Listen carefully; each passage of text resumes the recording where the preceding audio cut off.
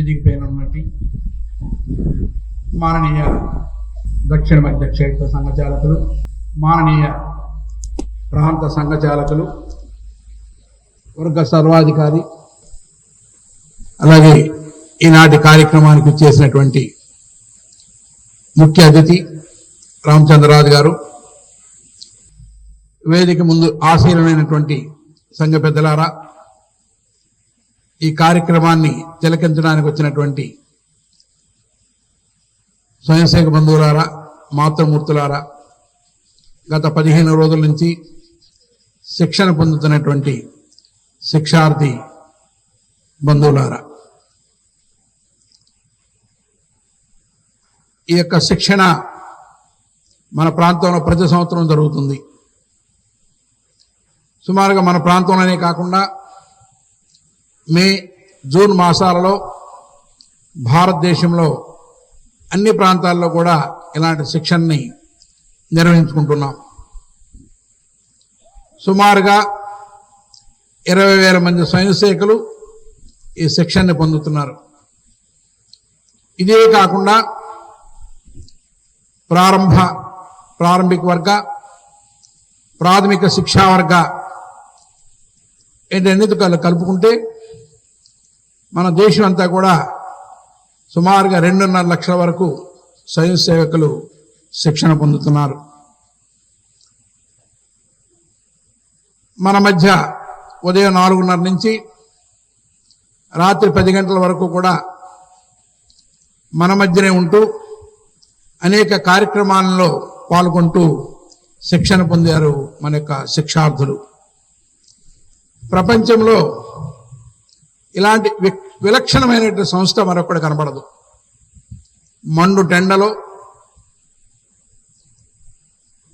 చెమటలు కారుతూ ఉన్నప్పటికీ కూడా ఎలాంటి ఇబ్బంది పడకుండా మన యొక్క శిక్షార్థులందరూ కూడా తమ యొక్క శిక్షణని పూర్తి చేసుకుంటున్నారు. ఎందుకు ఈ యొక్క యజ్ఞము అని ఆలోచించినట్లయితే, ఈ యొక్క మన భారతదేశాన్ని వైభవ భారతదేశానిగా తీర్చిదిద్దడము మన సంఘ ప్రార్థనలో కూడా చెప్పుకుంటూ ఉంటాం. పరం వైభవన్నేతు మేత స్వరాష్ట్రం అని చెప్పేసి భారతదేశాన్ని విశ్వగురు స్థానంలో మరలా నిలబెట్టడం. అంటే ఒకప్పుడు విశ్వగురు స్థానాన్ని ఆక్రమించిన స్థానంలో ఉన్నటువంటి మన యొక్క భారతదేశము కొన్ని కారణాల వలన మన దేశం మరలా విశ్వగురు స్థానానికి చేరుకోవాలంటే ఆకాంక్షతోటి సంఘము కృషి చేస్తుంది. ఇక సంఘం యొక్క దృష్టికోణము ఆలోచించినట్లయితే సంపూర్ణ హిందూ సమాజం యొక్క సంఘటన జరగాలి. ఎందుకు సంపూర్ణ హిందూ సమాజం సంఘటన జరగాలి? గత 100 సంవత్సరాల క్రితము మన దేశం యావత్తూ కూడా బ్రిటిష్ యొక్క పాదాక్రాంతాల మధ్య నలిగిపోతున్నటువంటి సమయం అది. మన యొక్క దేశంలో అనేక మంది రాజులు ఉన్నారు, అనేక మంది వీరులు ఉన్నారు. వారికి శక్తి సామర్థ్యాలు తక్కువేమీ కాదు. కానీ సమాజంలో సంఘటిత లోపించింది. వ్యక్తి ఈ దేశం పట్ల, ఈ భూమి పట్ల ఏదైతే భావన ఉందో ఆ భావనని కోల్పోయిన కారణంగా బానిసత్వంలో మ్రగ్గవలసినటువంటి అవసరం వచ్చింది మనకి. బానిసత్వంలో మ్రగ్గున్న సమయంలోనే డాక్టర్ హెడ్గేవార్ యొక్క దృశ్యాన్ని అంతటిగా సూచించిన తర్వాత ఈ హిందూ సమాజము ఈ దేశం యొక్క ఉన్నతి వరకు అనేక వేల సంవత్సరాల నుంచి పనిచేసింది. ఈ దేశము ఉన్నత పతన స్థితిని కూడా హిందూ సమాజమే కారణము. కనుక ఈ రోజున రాజుల మధ్య ఐక్యత లేదు, సమాజంలో వ్యక్తుల మధ్య ఐక్యత లేని కారణంగా ఈ రోజున మనం పరాధీన అవస్థలో ఉన్నాము. కనుక ఈ పరాధీన నుంచి బయటపడాలి. బయటపడి స్వాతంత్రం వరకు మాత్రమే కాదు, స్వాతంత్రం వచ్చిన తర్వాత కూడా ఈ సమాజము నిలదొక్కుని జీవించాలి అంటే హిందూ సమాజ సంఘటన అవసరము అని ఆయన భావించి 1925 సంవత్సరము విజయదశమి రోజున రాష్ట్రీయ స్వయంసేవక సంఘాన్ని ప్రారంభించడం చేశారు.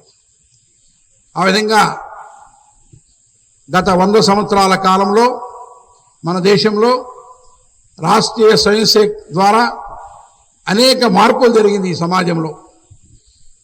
కనుక సంఘటనకి ఆధారముగా ఈ భూమిని స్వీకరించింది రాష్ట్రీయ స్వయం సేవక్ సంఘ్.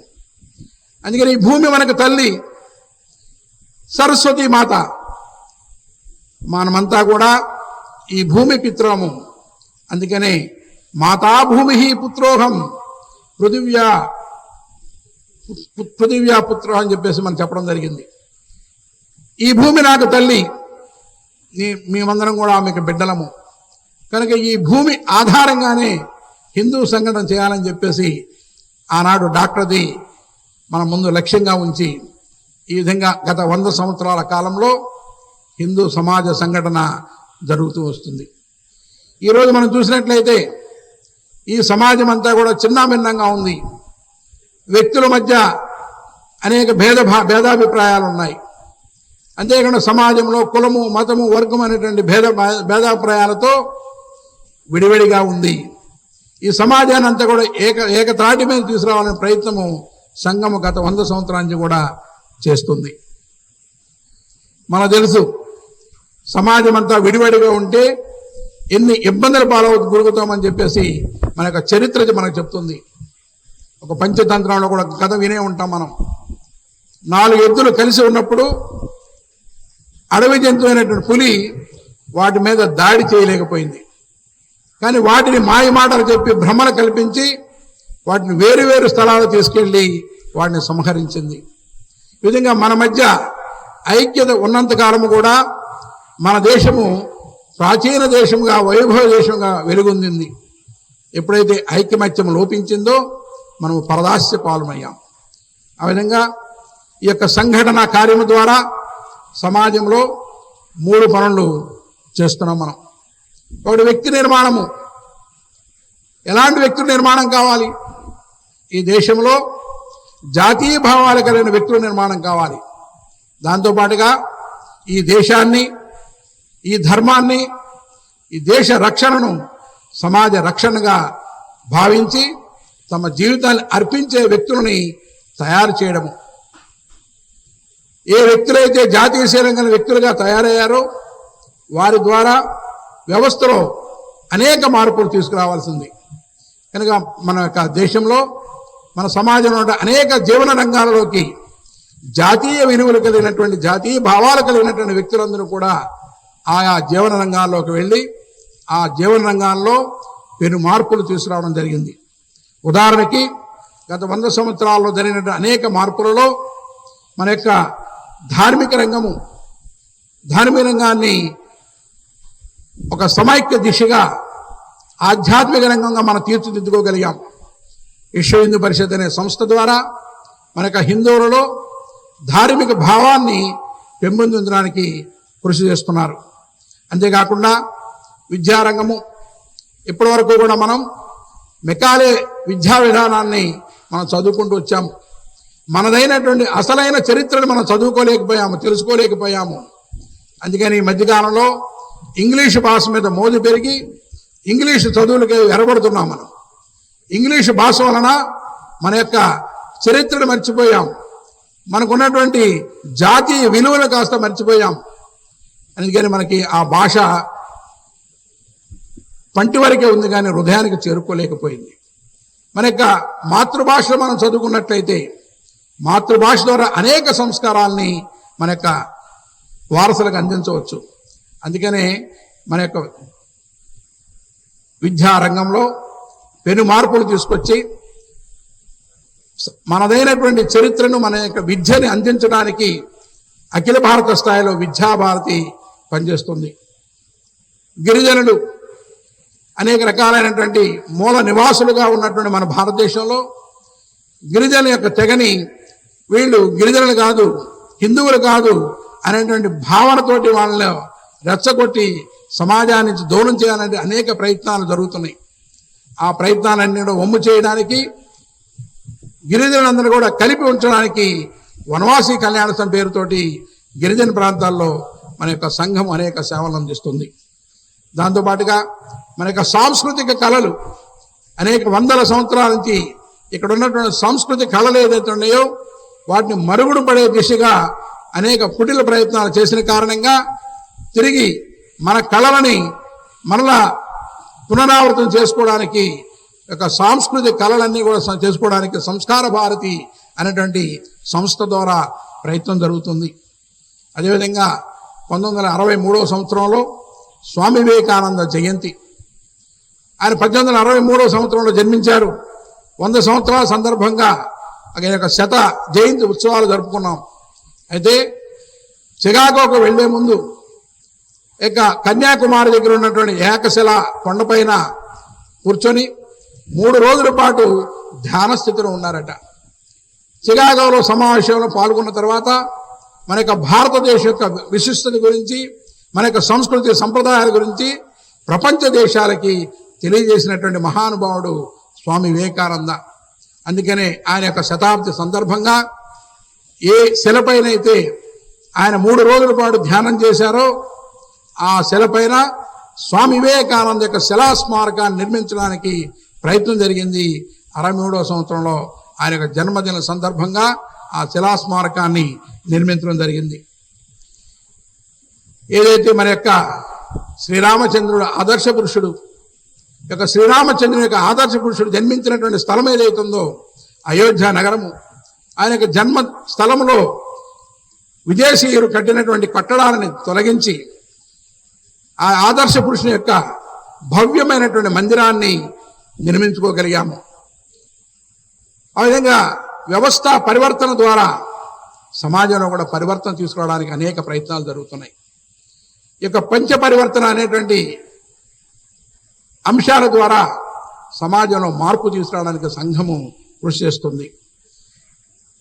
మన యొక్క సమాజంలో కులము వర్గము అనే భేదాలతోటి విడిపడి ఉన్నటువంటి సమాజాన్ని మనందరం కూడా ఒకటే ఈ తల్లి బిడ్డలం అనేటువంటి భావన కలిగించడానికి, సమరసతని సమాజంలో నింపడం కొరకు మన యొక్క సామాజిక సమరసత అనేటువంటి వేదిక ద్వారా ఈ యొక్క సమాజాన్ని కలిపించడానికి ప్రయత్నం జరుగుతుంది. అలాగే భారతదేశంలో సమాజం అంతా కూడా ప్రకృతి ఆధారంగా జీవించినటువంటి దేశము సమాజం అంతా కూడా. ఈ సమాజము ప్రకృతిని ఆరాధించేటువంటి సమాజం ఇది. కనుక ప్రకృతిని శోషించకుండా ప్రకృతిని ఆరాధిస్తూ మనకు కావలసింది ఏదో ప్రకృతిని స్వీకరిస్తున్నటువంటి సమాజము హిందూ సమాజము. అందుకని ప్రకృతిని సంరక్షించుకోవాలి, జలాన్ని సంరక్షించుకోవాలి, పర్యావరణాన్ని కాపాడుకోవాలి. ఆ విధంగా పర్యావరణాన్ని కాపాడుకోవడానికి అనేక మంది ముందుకొచ్చి ఈ రోజున వృక్షాలు నాటడము, ప్లాస్టిక్ నిషేధము, సింగిల్ ప్లాస్టిక్ వాడకుండా నిషేధించడము, ఈ విధంగా జలాన్ని సంరక్షించుకోవడం చేస్తున్నారు. అదేవిధంగా మన స్వదేశీ మనదైనటువంటి భావాలు మనం నింపాలి. స్వవేష స్వభూష స్వభాష, మనదైనటువంటి భాషను మనం నేర్చుకోవాలి. మన భాష ద్వారా మనకి త్వరగా అర్థమవుతుంది. ఇతర భాషల్లో అంత త్వరగా అర్థం కాదు, మనసుకు ఎక్కదు.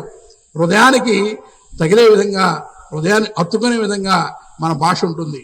కనుక ఏ విషయాన్నైనా సరే మన భాష ద్వారా మనం నేర్చుకోవాలి. అందుకని మాతృభాష తప్పనిసరిగా నేర్చుకోవాలి. స్వవేష, మనదైనటువంటి వేషాన్ని మనం ధరించాలి. ఏదో పాశ్చాత్యకరణంగా అందానుకరణంగా కాకుండా మనదైనటువంటి పండుగలలో ఉత్సవాలలో మనదైనటువంటి వేషాన్ని మనం ధరించాలి. ఆ విధంగా పౌరవిధులు నాగరిక శిష్టాచారం చెప్తుంటారు. మన బాధ్యతను మనం పౌరుడిగా నిర్వర్తించాలి. ఎప్పుడైతే మన బాధ్యతని, మన కర్తవ్యాన్ని మనం నిర్వర్తించామో ఆ రోజున సమాజం అంతా బాగుంటుంది. కనుక మన యొక్క తప్పనిసరిగా ప్రభుత్వం నియమించినటువంటి విధులు కానీ, మనం చేయాల్సినటువంటి పనులు కానీ మన బాధ్యతతో కూడినటువంటి వ్యవహారంగా మనం భావించి మన బాధ్యతని నిర్వహించాల్సినటువంటి అవసరం ఉంది. అలాగే కుటుంబాలు, ఇంతకుముందు ఉమ్మడి కుటుంబాలు ఉండేవి. ప్రస్తుతం అన్నీ కూడా చిన్నాభిన్నమై చిన్న కుటుంబాలుగా తయారైనవి. కనుక ఎవరికి కష్టం వచ్చినప్పుడు కూడా ఆదుకునేటువంటి వ్యక్తులు మనకు దగ్గరలో లేకపోవడము దానికని అనేక ఇబ్బందులకు గురవుతుంది. కానీ కుటుంబాలన్నీ కూడా కలిసి ఉండాలి. కుటుంబాలలో ఒక కుటుంబం అంటే ఎలా ఉండాలన్నది మనం అర్థం చేసుకోవాలి. ఆ విధంగా కుటుంబాలకి సరైనటువంటి పిల్లలకి కావాల్సినటువంటి సంస్కారాలు అందించడానికి కుటుంబ వ్యవస్థ అవసరము. ఈ కుటుంబ వ్యవస్థ ఒక తల్లి వలె సుస్థిరంగా ఉంటుంది. అలాంటి కుటుంబాన్ని వ్యవస్థని మనం నిర్మాణం చేసుకోవాలి. ఉదాహరణకి బీహార్లో రాజకీయాల్లో అన్నదమ్ములిద్దరు కూడా ప్రత్యర్థులుగా నిలబడ్డారట. ప్రత్యర్థులుగా నిలబడిన తర్వాత తమ్ముడికి కొంత సైన్యము, అన్నకి ఒక సైన్యము. తమ్ముడు సైన్యంలో ఒక వ్యక్తి చనిపోతే అన్న సైన్యంలో మరొక వ్యక్తి చనిపోతుండే, ఇద్దరు చనిపోతుండేవారు. ఆ విధంగా ఇద్దరి మధ్య కూడా విడదీరైనటువంటి కోపతాపాలు పెరిగినాయి. ఆ తల్లి, వారిద్దరి యొక్క తల్లి 70 సంవత్సరాలు పైబడినటువంటి ముదుసలి వయోప్రాంతంతో బాధపడుతుంది. తన కన్న కొడుకులు ఈ విధంగా వ్యవహరించడం వల్ల చాలా బాధ కలిగి చిన్న కొడుకు దగ్గరికి వెళ్ళి ప్రాధేయపడుతుంది. నాయన, మీరు అన్నదమ్ములు ఇద్దరు కొట్టుకోవడం మంచిది కాదు, మనందరం కూడా కలిసి ఉందామని చెప్పేసి బాధపడుతుంది. ఆ యొక్క ప్రాధేయతను పడిన తర్వాత చిన్న కొడుకు మనసు మార్చుకుంటాడు. సరే, అన్నతో దగ్గరికి వెళ్ళి మాట్లాడదామని తల్లిని తీసుకొని అన్న దగ్గరికి వెళ్తాడు. ఎవరో వార్త చెప్తాడు తమ్ముడు వస్తున్నాడని. వెంటనే అన్న తుపాకీ గురిపెడతాడు. తుపాకీ గురిపెట్టిన వెంటనే తమ్ముడు కారులోంచి దిగుతాడు. తన తల్లిని తన గుండెల మీద వేసుకొని నిదానంగా నడిపించుకుంటూ వస్తుంటాడు. ఆ గుండెకి గురిపెట్టినట్టు తుపాకీ తల్లిని చూడగానే ఆ తుపాకీ కాస్త కింద దార విడుస్తాడు.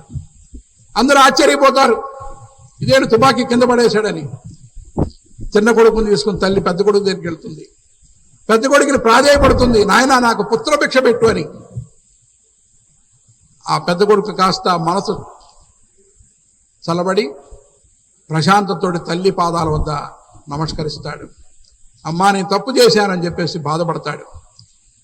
ఒక చిన్న ముదుసలి వయోవృద్ధురాలు, బలహీనమైనటువంటి వ్యక్తి ఈ విధమైనటువంటి క్రూర మనస్తత్వం కలిగినటువంటి ఇద్దరు కొడుకులని ఈ విధంగా కలిపింది. ఇది మన యొక్క తల్లి యొక్క బాధ్యత. ఈ తల్లి ఆధారంగానే ఆ ఇద్దరు కొడుకులు కూడా కలవడం జరిగింది. కనుక ఏదైతే మన యొక్క తల్లి అనేటువంటి భావన ఉందో ఆ భావనను మనం కలిగించుకోవాలి. ఈ విధంగానే సమాజంలో అనేక మార్పులు వస్తున్నాయి. మన యొక్క జీవన రంగాల్లో మార్పులు అనేక రకంగా కలుగుతూ ఈ సమాజానికి సేవ చేయాలని చెప్పేసి అనేక మంది ముందుకు వస్తున్నారు ఈరోజు సమాజం నుంచి.